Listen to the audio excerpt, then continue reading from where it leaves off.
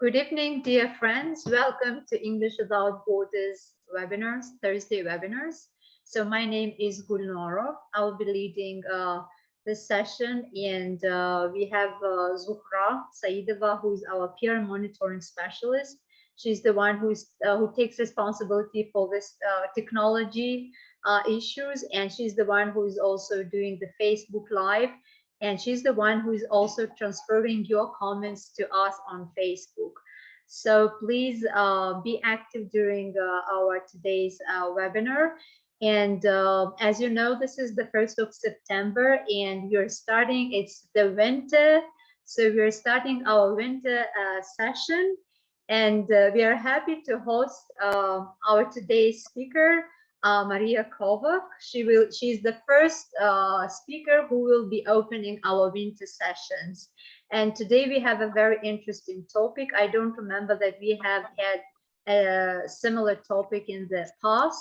And I think the session will be really, really interesting and useful for the English teachers and in general for all teachers. So before I give the floor to Marija, I'd like to give very brief information about her. And if I miss something, then Marija can add to that. So Marija Kovač is an educator and trainer. She did her master's in teaching methodology, and she earned her bachelor's in English language teaching. And she also has interest in human resource development, learning technologies, and media literacy. Currently, Marija is based in Tashkent, Uzbekistan, and she works as an adjunct faculty at Webster University. Today, she will be presenting us about teaching, beliefs, and practice. Now it's over to you, Marija. If I missed something about you, please add to that. So dear participants, please be active, write your comments in the chat box. We will pass them to Marija. Thank you. Thank you for this lovely introduction, Gulnara. I appreciate it. So welcome everybody. My name is Marija. I'm here in Tashkent with Webster University, and I would like to talk to you today about teaching beliefs. Now, let's just start by saying I'm not a psychologist, okay? So as you heard, my background doesn't really go there, although I have, I guess, a reasonable interest in the field. But I have, as a teacher and as a teacher trainer, observed what we believe in and how that influences what we do in classrooms. Now, if you have ever done a classroom observation, you've seen a teacher do something, but sometimes you want to know why. And if you're lucky enough, the teacher will tell you after the observation what happened and why they did what they did. Because in classrooms, very often, we plan for one thing, but a different thing happens, right, that we could not predict. And then the teacher has to react based on their beliefs, based on what they think would work for the current situation in class. And sometimes teachers are aware of their beliefs, sometimes not so much. Sometimes it's just automatic. And I think it's useful to kind of talk to yourself and see what you believe in, because some of these beliefs are not really good. And we're going to discuss them as we go. So let me share the slides and we are ready to begin. So English Without Borders is happy to present teaching beliefs and practice. My name is Marija Kovač, it's right here, and please be very active. As Gulnara says, you have the chat, you have a Facebook chat, you have opportunities to ask questions at the end because there will be a Q&A later. So write down everything that comes to mind and we'll chat. And I will have some questions as we go, so count on that as well. So this is the plan for our session today. We'll talk about beliefs, that practice, then is there a connection? Then we'll look at what are my beliefs, yeah? And then are they limiting beliefs? Are they limiting what we can do and how we can grow as teachers and as people? And finally, what do I want to do? How do I want to teach? What do I want to believe in? Okay, so that's the plan. Now, our field of teaching English is a complicated field. I hope everybody agrees. It's not very exact. It's pretty abstract. And then it's sometimes in one generation, they tell us, do a lot of this. And then in the next generation, they say, don't do that. That's not useful for our students. They don't learn that way.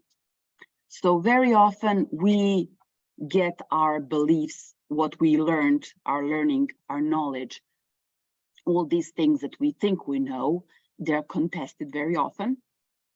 But that's a good thing.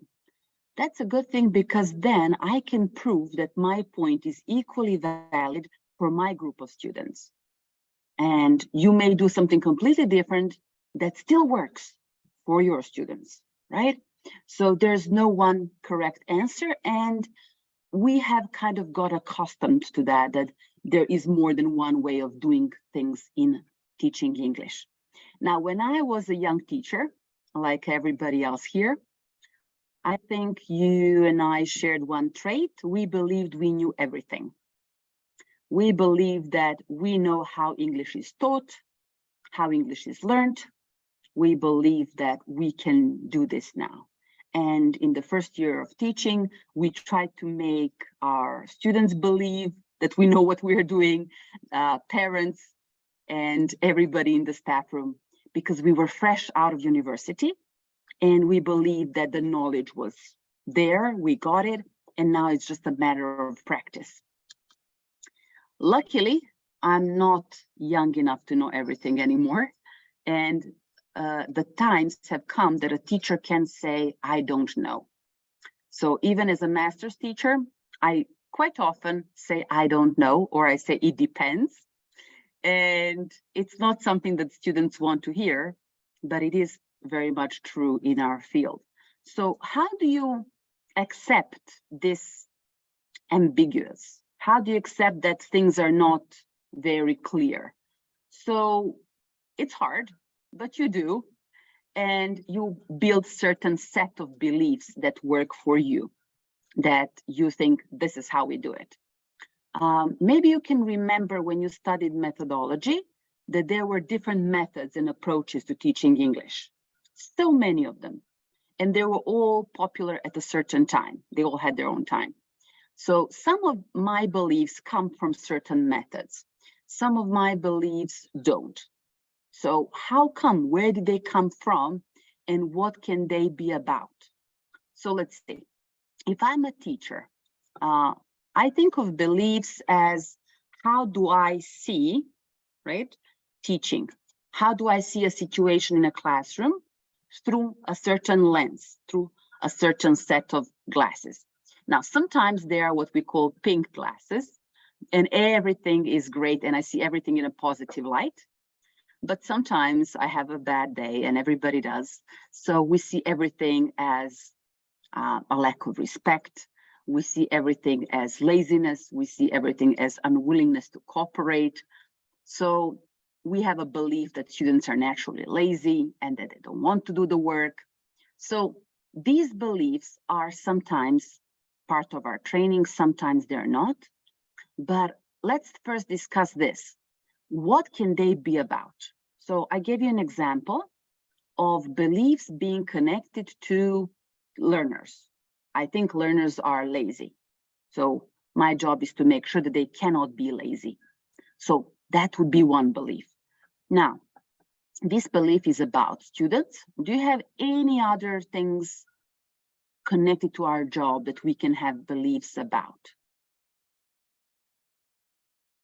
Can I get people in the chat to comment?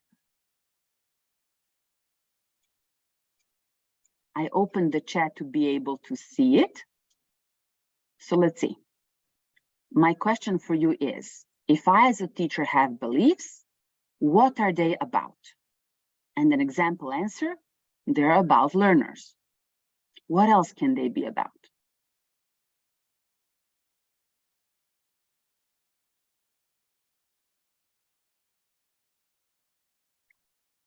Nasiba says, our beliefs shape our mindset. Yes, they do.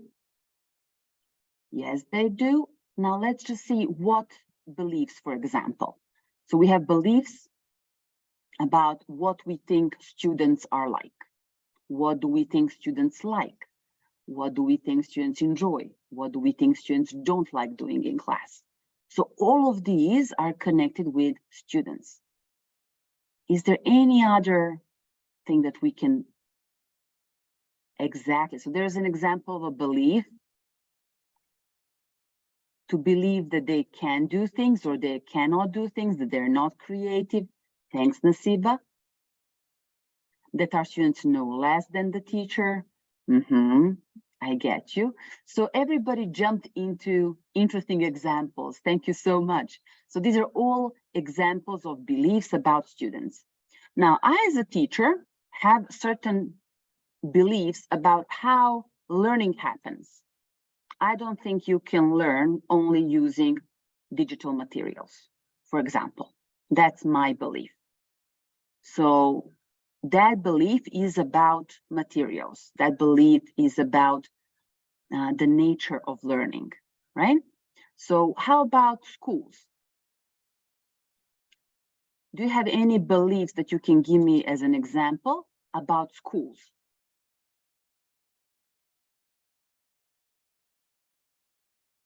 So for example, I work at a state school.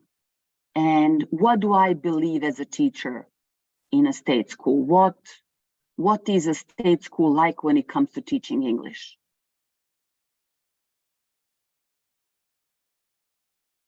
Do I think it's easy? Do I think that I don't get a lot of requirements?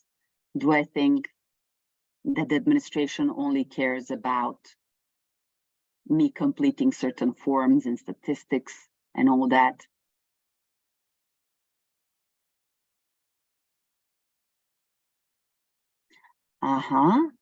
Merhi talks about control of students. So the way we think we control students, we believe that. We maybe also believe that we are controlled by our schools sometimes. Yeah, that can happen. So all these things influence what I will do in my classroom. If I think that I must do what I'm told to do as a state school teacher, then I'm just going to switch my creative mind off and say, okay, these students have to take a national exam. I'm going to teach them to the test, because that's what government cares about. That's what my state cares about, that we get high scores, that we can show improvement, numbers speak for themselves, things like that. So that's one of those things. So here, I just wanted us to think of beliefs as something that gives us a perspective on, and then different aspects of our teaching lives. Us in the staff room, materials that we use, materials that we find, what the students are like, what the parents are like, and our relationship with them. So we already have certain fixed opinions about these things, and we are ready to react from that. This is an example of a belief. Please take a look.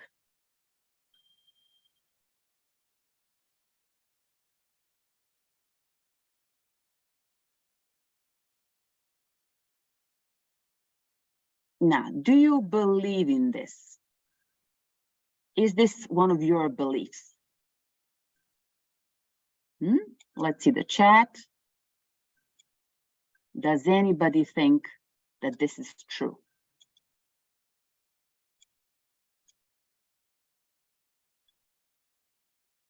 Do I educate a learner or do I educate a child? Yeah, Mehri agrees. Thank you. So it doesn't have to be your belief. It happens to be one of mine. So that's an example of a belief. Now, if I believe in this, if I think culture is a big part of learning, if I think that it takes a village, and that's why we have this picture, that it takes a village to raise a child and to educate a child, then This is, for example, what I think and do in classroom.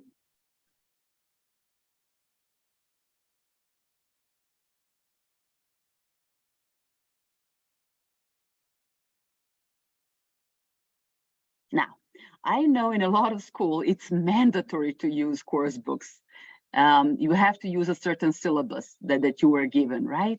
But if you really believe in what we had before, you don't do it. You think that the students are going to be good learners and they will give you topics that they need, right?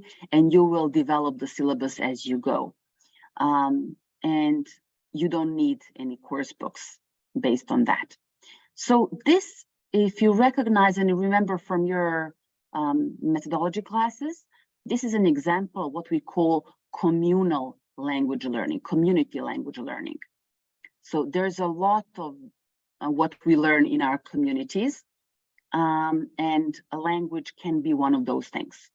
So this is something. So if I go into a classroom and as a teacher trainer, see that the teacher is not using a course book or a syllabus, this is the kind of result.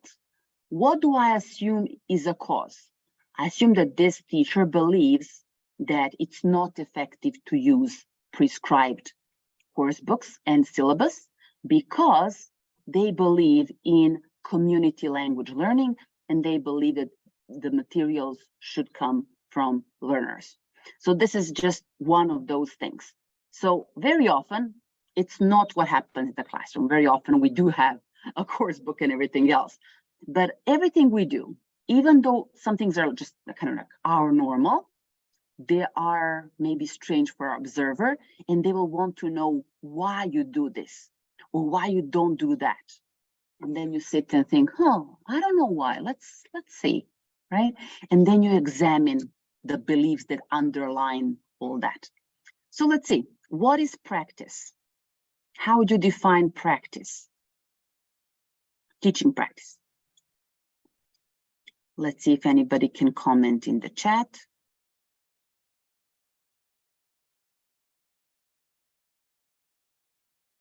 So if we are teachers practicing our art, what do we do?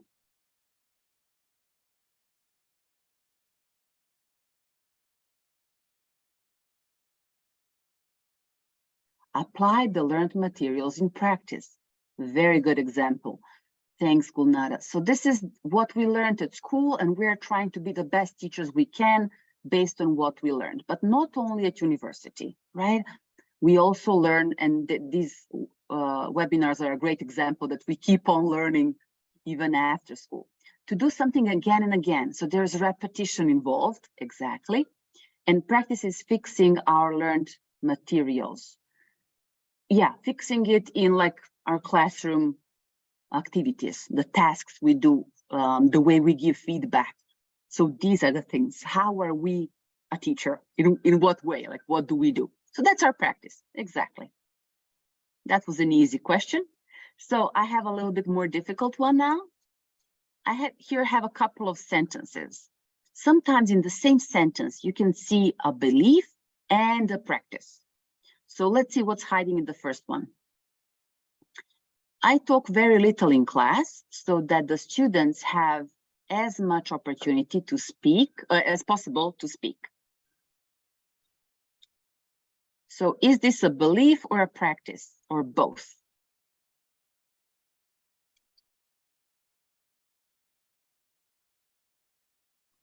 Firuz says it's practice. Yes, Kumar, you can unmute.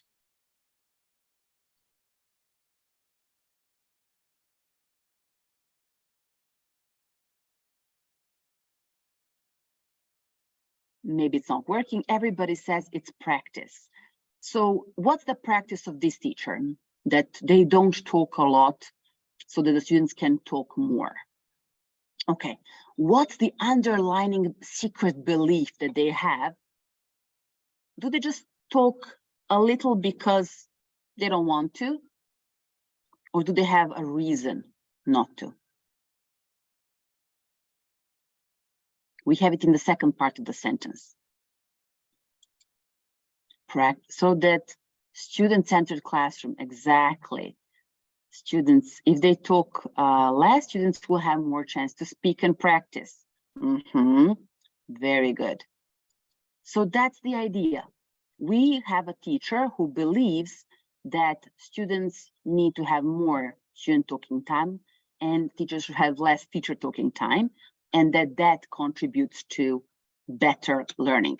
So they think that we learn through speaking. Okay, good. How about the second teacher? I use the student's mother tongue when there are misunderstandings in the class.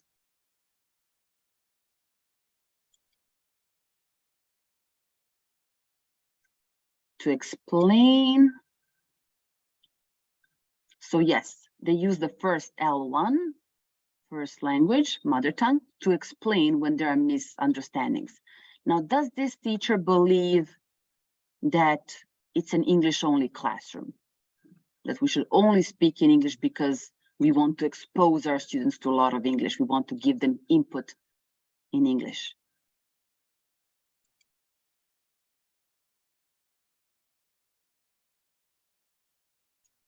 You find out if they got you correctly. So Rehona says it's a good idea to check understanding and switch to L1. So this is a very common practice if you are lucky enough to share the mother tongue with your students. Now, I'm not. My students, unfortunately, speak a language that I don't speak, so we have to stick to English, but there's no harm in switching to mother tongue once in a while when you need to, right? In the past, it was a big major no-no. Now it is allowed, and even big organizations with lots of trainers have accepted that. Now, I like to use games to practice grammar and vocabulary. Is this belief or a practice?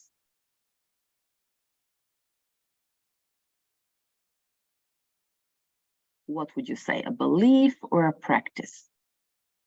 For number 3, I like to use games and practice grammar and vocabulary. Rehona says it's practice. So the way I teach through games. The way I teach grammar, the way I teach vocabulary, it's through games. Why do I do that? What do I believe in?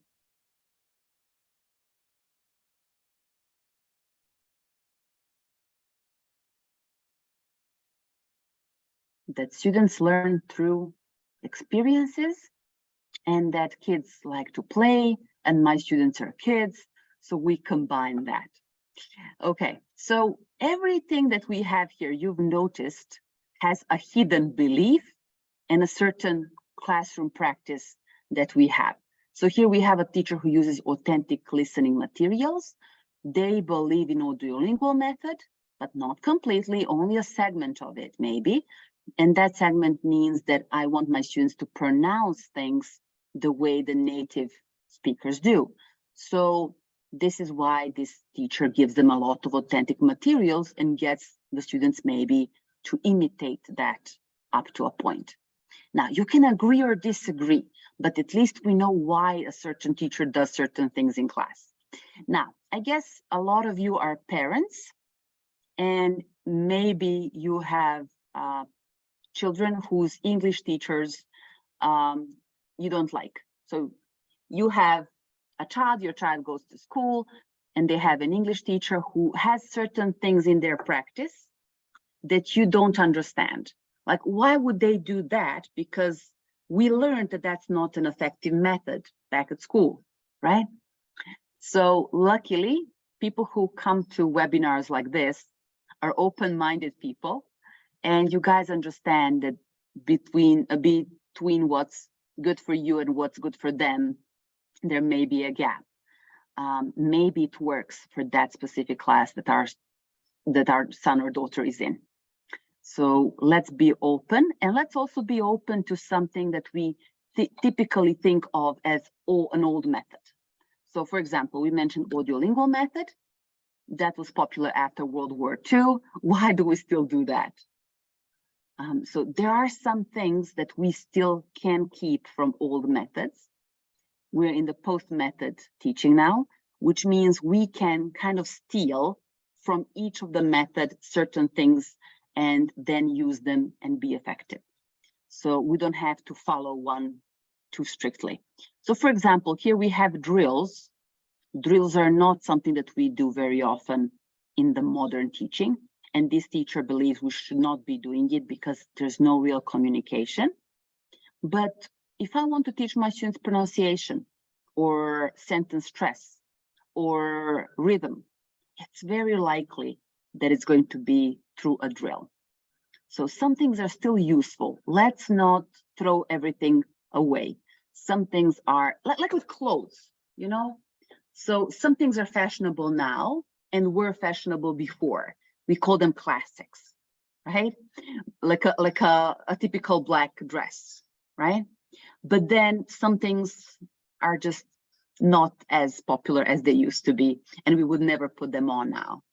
So the same thing goes for teaching methods and the things that we do in classroom using those teaching methods.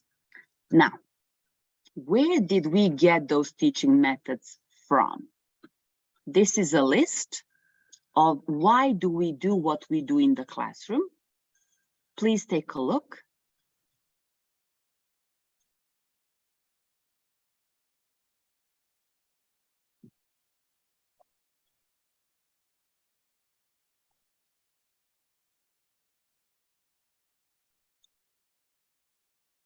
I hope you agree with these.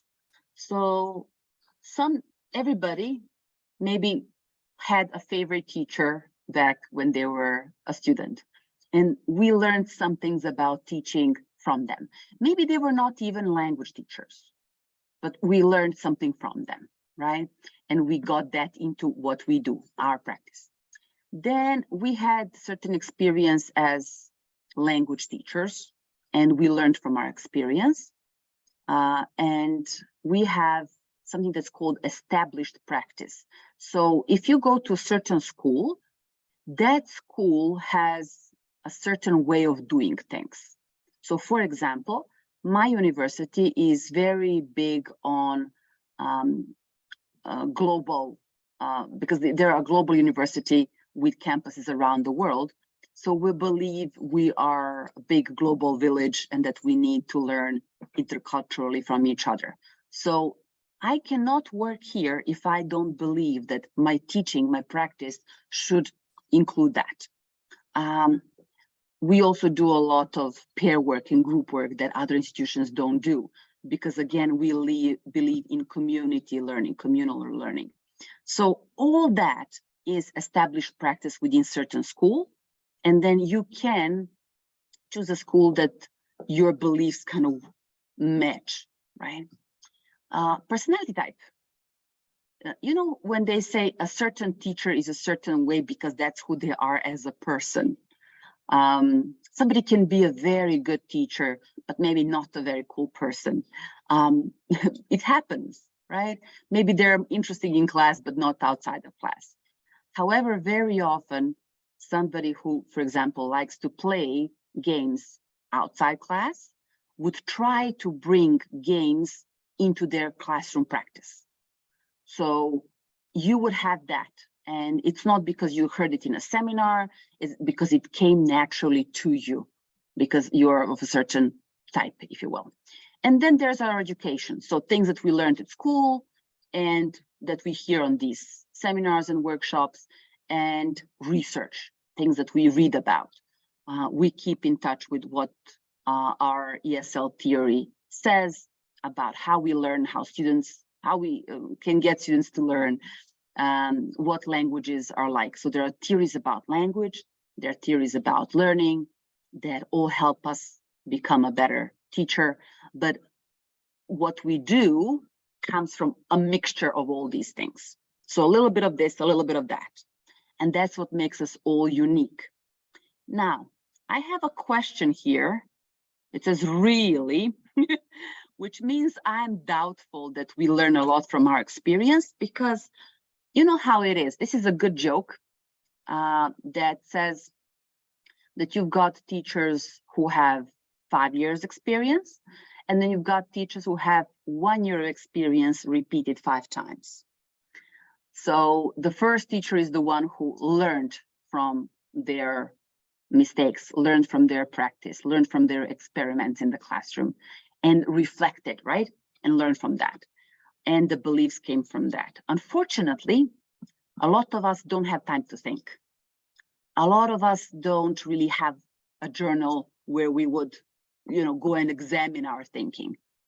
And I don't think we learn from experience as much as we like to think that we do, unfortunately. So hopefully this presentation today is going to make us sit and talk to ourselves a little bit, just to see if we can learn something from the everyday life and be a little smarter than we were yesterday about how classrooms work and what happens there.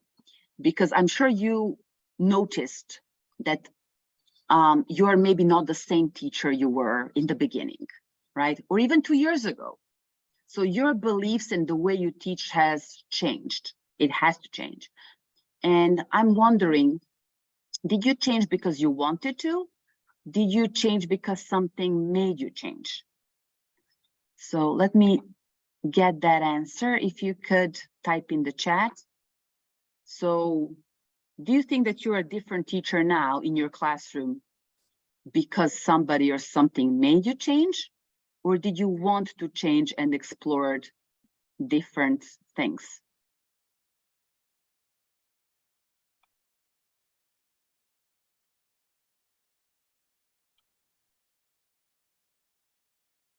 Now, I had a hand that disappeared.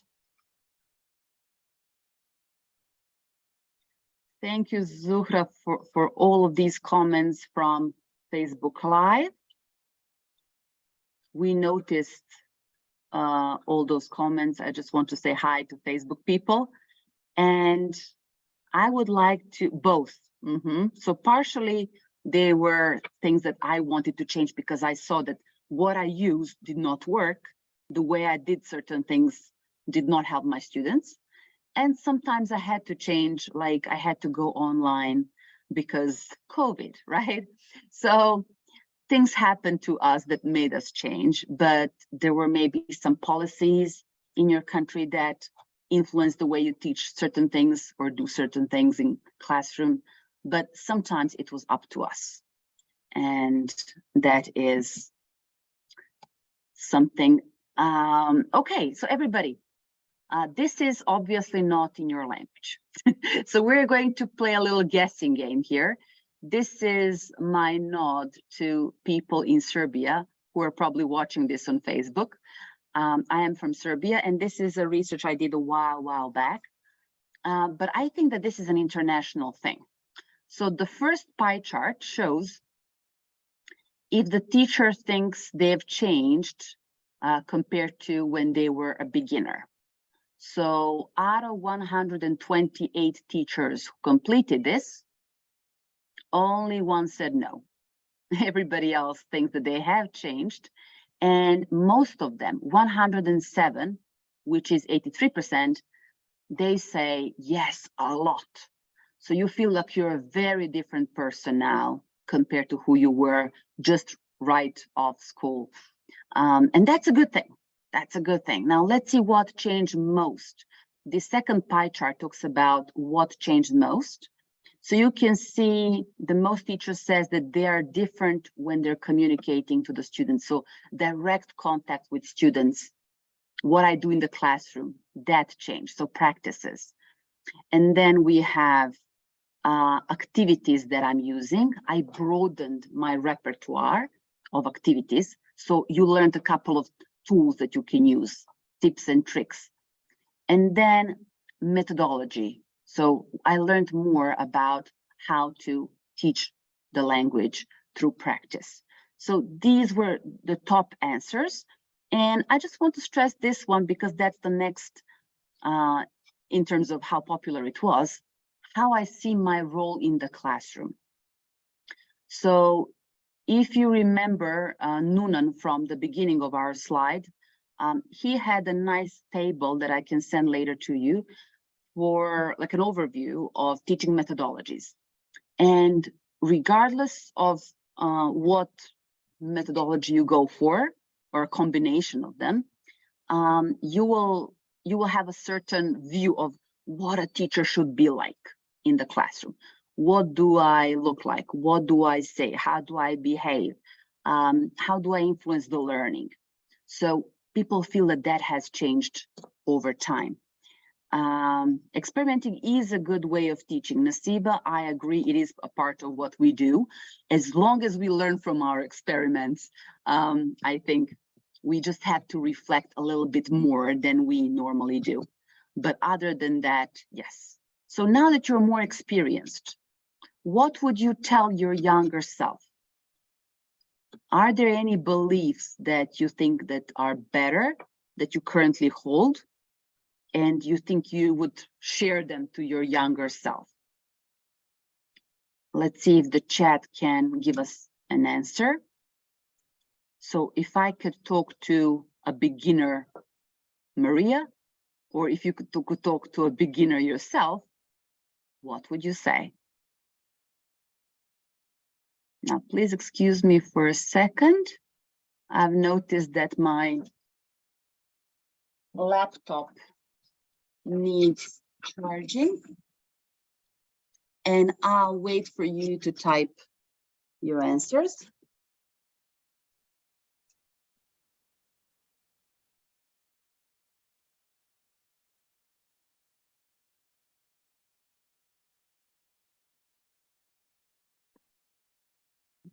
No answers, unfortunately.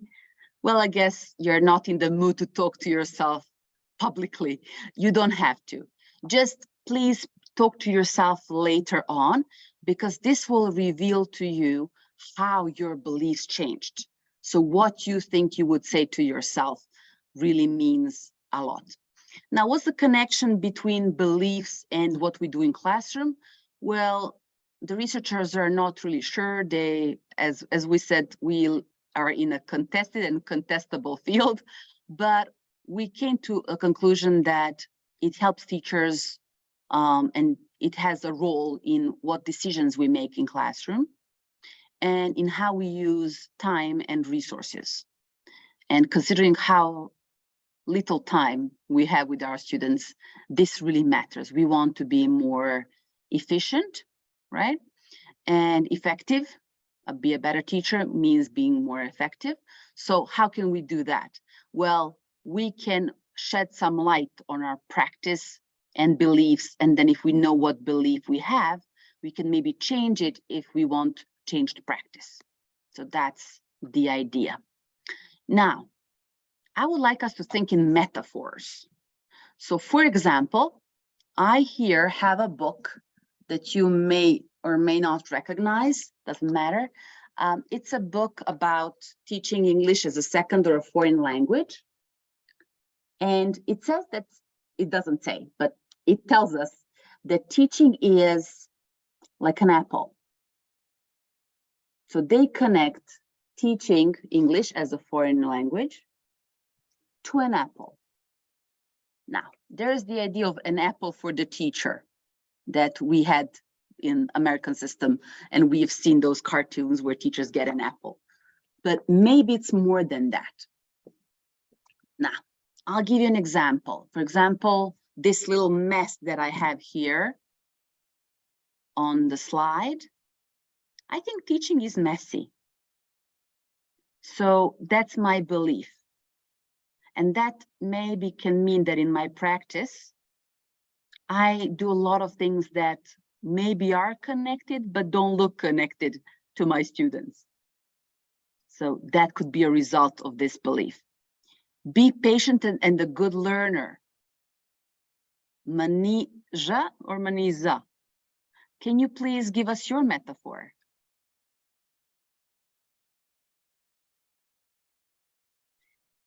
Now, we have a Facebook comment that they would say to their younger self that the current events, to follow the current events, exactly, so to keep in touch with our profession, very important. So let's see any metaphors for learning, like a cake. Oh, I love that. I am obviously big on food. I'm big and I'm big on food. So, and like gardening, So if we think that teaching is a gardening, so we think then of students as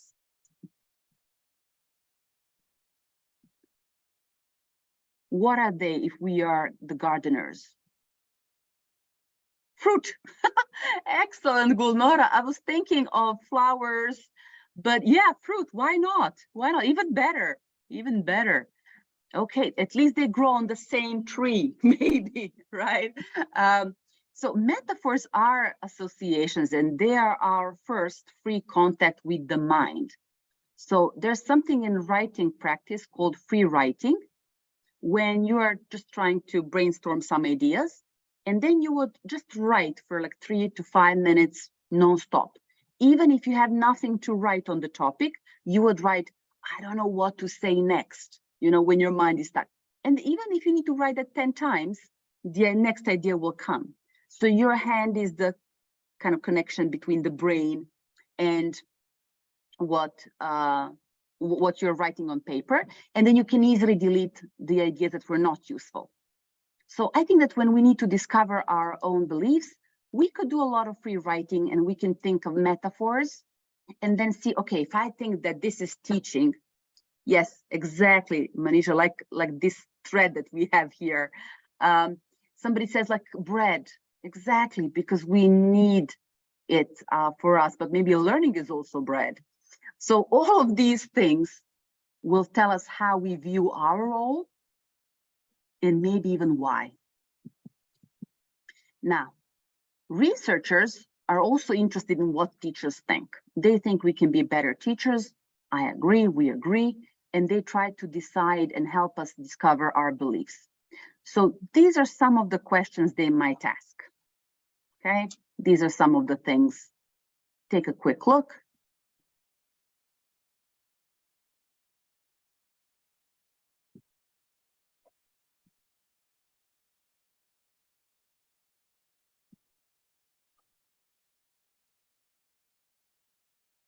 So maybe you can ask yourself, without waiting for a researcher to come to your school and ask you all these things, and then you can see what your beliefs are, or they can put it in a form of a claim. So they will say, language is a system of grammatical rules. Is it that? Is it more? Do I believe in this? How does that reflect on my teaching, right?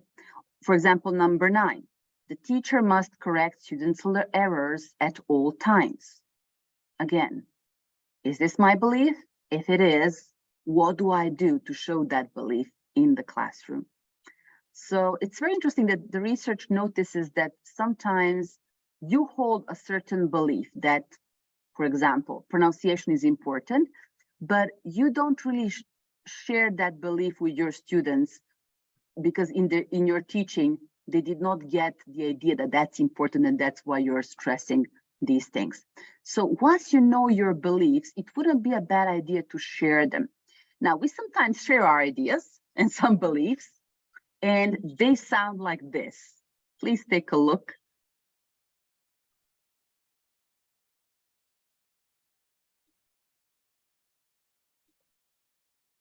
Do you recognize yourselves in these beliefs? Yeah, I'm also guilty of saying these things out loud. They are the things that you will very often hear in staff rooms, but they are self-limiting beliefs. And I put self in the bracket because you're not just limiting yourself, you're also limiting classroom practice, and you're limiting what your students can achieve because you believe, I'll go back to the beginning of this webinar, you believe that they're lazy. So you're not going to bother giving them what, trying to interest them, right? Or disinterested. So this is a definition of a limiting belief. We feel them to be true. We're emotional about it, okay?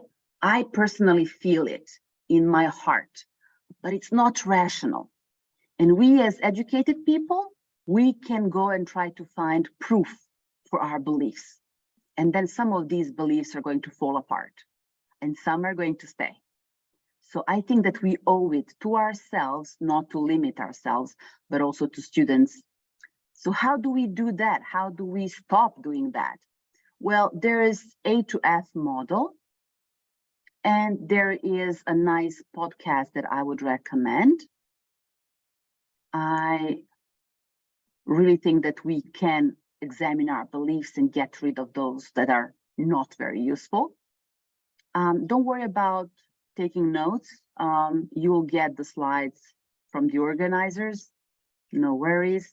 I just wanted to let you know that, if you start digging and you dig out something you don't like, there's help, right? There's a way around that.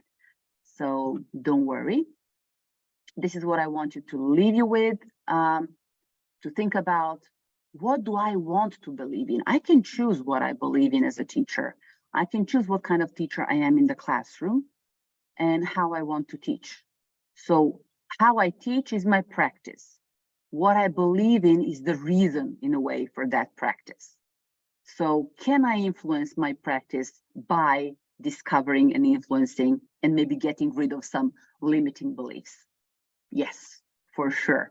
Now, thank you everybody for participating, for typing in the chat, both on Facebook and here on Zoom. My name is Marija. Thank you so much for listening.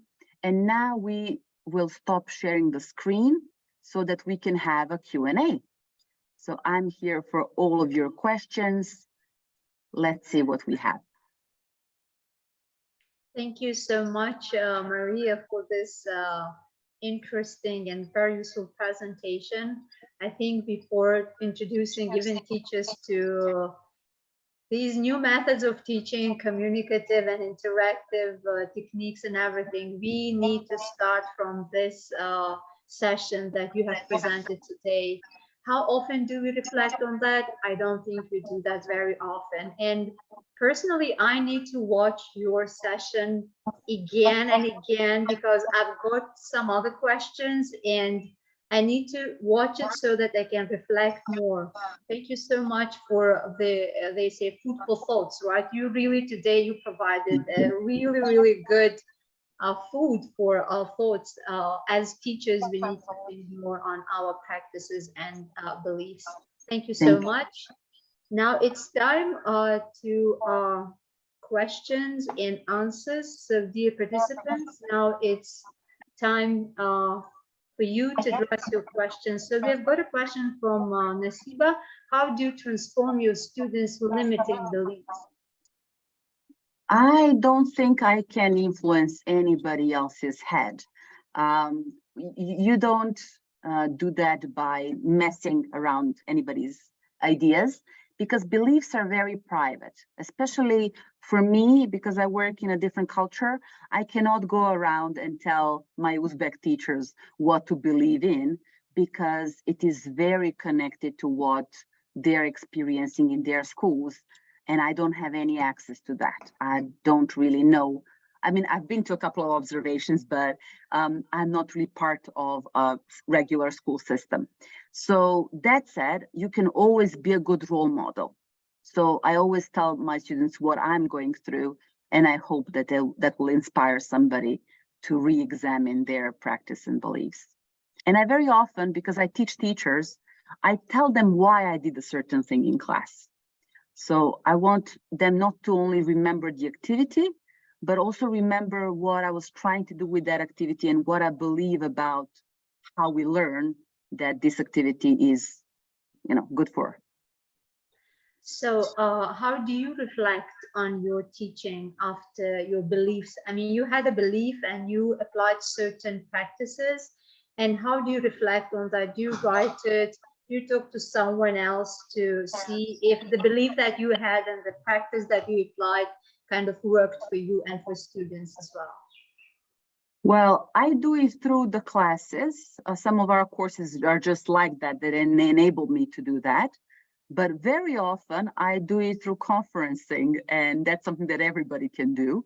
So when you go to conferences and when you see a certain presenter that offers something you may or may not use in class, but you get an idea where it comes from, and then you realize, no, I think the reason why I don't like it is probably because we don't share this belief about how a certain thing should be introduced in class.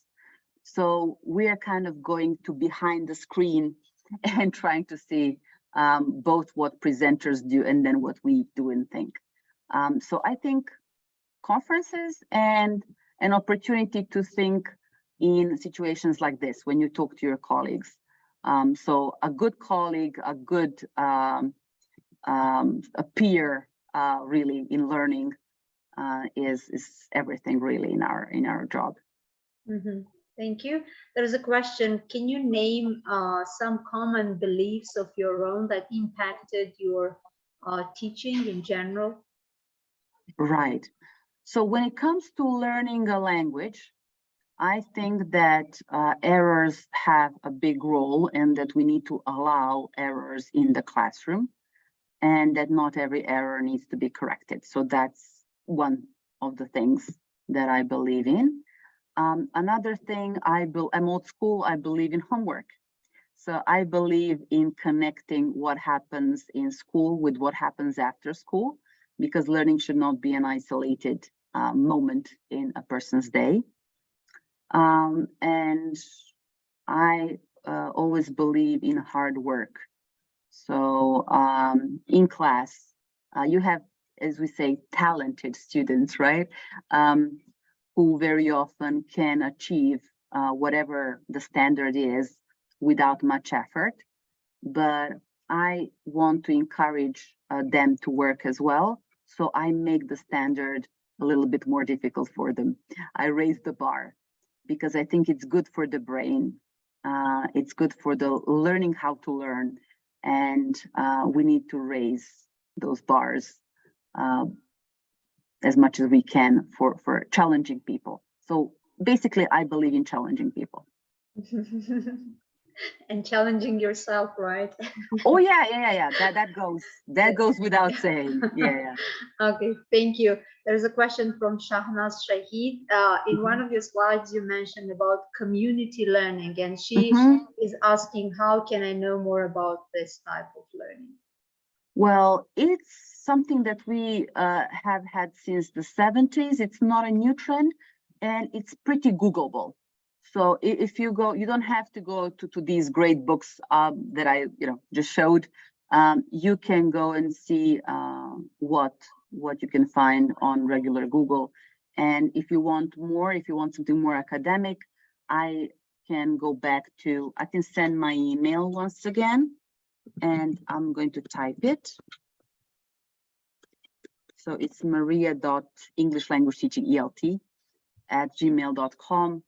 So please contact me, Shahid, and if you want something that's research-based.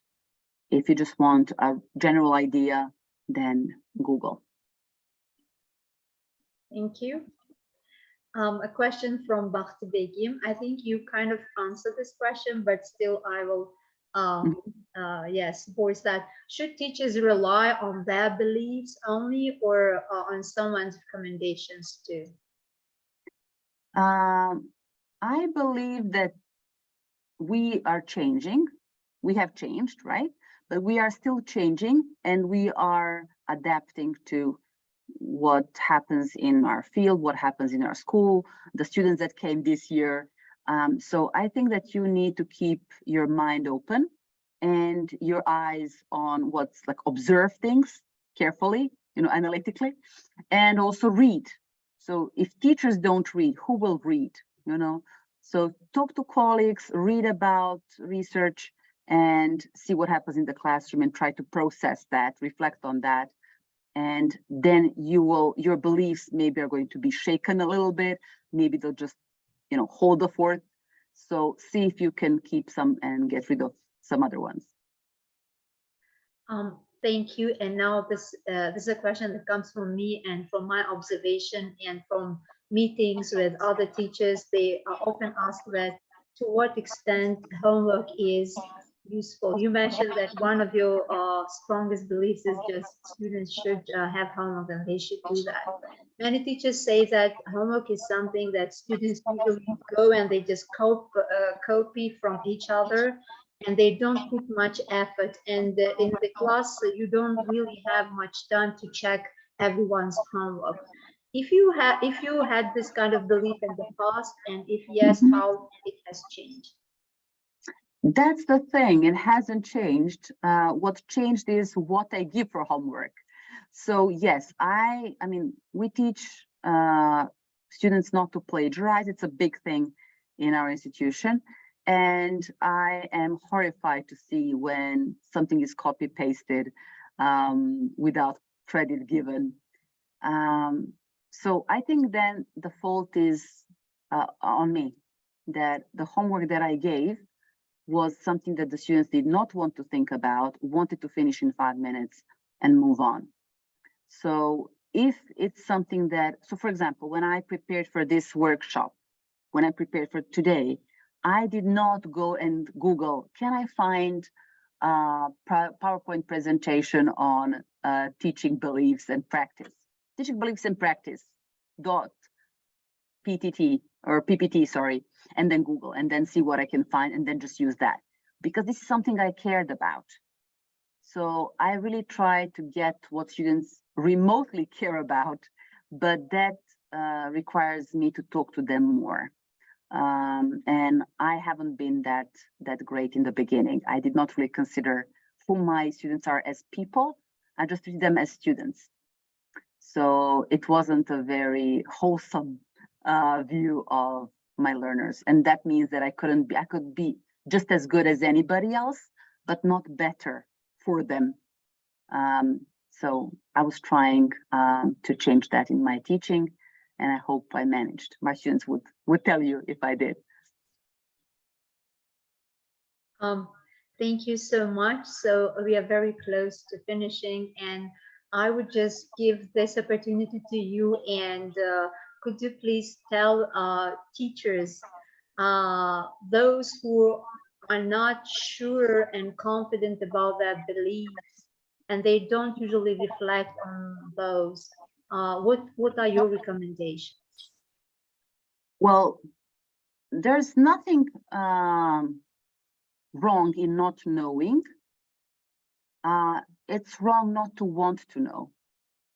You know, you owe it to yourself to be better, because don't get me wrong, but certain beliefs make you a bitter person, not just a bad teacher.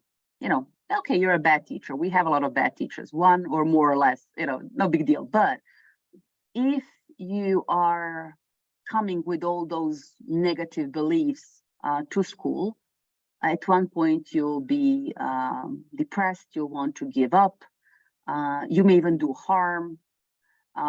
So please do it for yourself, for your mental sake. Examine those beliefs and talk to people and see if they're useful for you and your students, and then just move from there. At every point, every given point, everybody has a couple of beliefs that they could get rid of. So it's kind of like a closet. Think of this as your closet, right? We talked about fashion and whether or not we would do something in class, and because we believe it's modern or it's not modern, or it's to be used or not to be used. So at any given point, you have items that you have rarely used, items that you feel don't work for you anymore, or you wouldn't wear them to this school because this school is more formal. So get rid of these things, make a spring cleaning, if you will, in the middle of December, and start the new year fresh. Yeah, exactly. Thank you so much, Maria. On behalf of English Without Borders team, and on behalf of our attendees, the people who attended this session, both on Zoom and Facebook, we extend our gratitude to you for giving your time and your knowledge to share with the English teachers, not only in Tajikistan, because the webinar is watched from all different corners of the world. Thank you so much. We wish you good luck, and we hope to see you in our future webinars. Thank you. I appreciate that. And I appreciate especially the reference to the global. I do think that we need each other, and I'm grateful, if anything, to COVID for making us realize that we can connect, because we should. We definitely should. we are all contributing into one big community, which is called English teaching community. And really, yes, we are happy that we have professionals like yourself. Thank you so much. And thank you, Much dear appreciated. participants, for your active participation, because we had a lot of engagement both here on Zoom and on Facebook. Thank you very much, and see you next Thursday. Bye-bye.